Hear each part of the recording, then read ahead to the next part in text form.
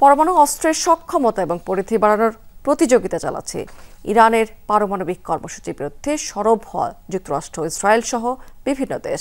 এমন তথ্য উঠে এসেছে আন্তর্জাতিক সংস্থা SIPRI এর প্রতিবেদনে। এতে বলা হয়েছে বিশ্ব নতুন এক পারমাণবিক অস্ত্র প্রতিযোগিতার দ্বারপ্রান্তে পৌঁছেছে, যেখানে পরমাণু শক্তিধর দেশগুলো নিজেদের সক্ষমতা উন্নয়নের দিকে এগিয়ে চলেছে প্রতিনিয়ত।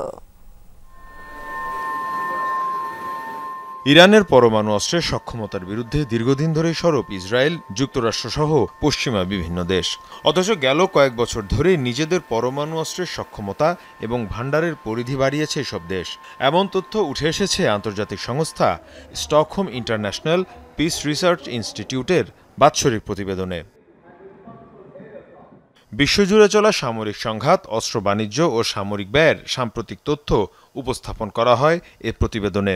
এর পাশাপাশি তুলে ধরা হয় বিভিন্ন দেশের পরমাণু অস্ত্রের সক্ষমতা, যাতে দেখা যায় সবচেয়ে বেশি নিউক্লিয়ার ওয়ারহেড রয়েছে রাশিয়ার, এর পরপরই অবস্থান যুক্তরাষ্ট্রের।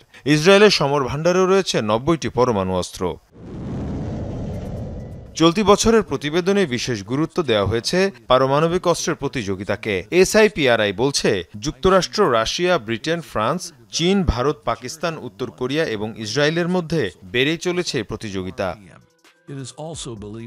প্রতিবেদনে আরও বলা হয়, প্রতিটি দেশই তার পারমাণবিক অস্ত্রের শক্তি এবং কার্যকারিতা বাড়িয়েছে, যা বিশ্বের সামনে এক নতুন পারমাণবিক যুগের সূচনা করছে।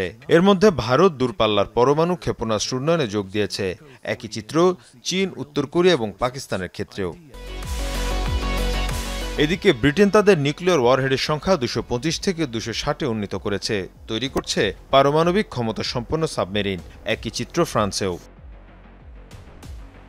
SIPRI বলছে, গেল বছর বৈশ্বিক সমরাস্ত্র খাতে ব্যয় বেড়েছে প্রায় 10%। মীর মুশফিকা হাসান, যমুনা নিউজ।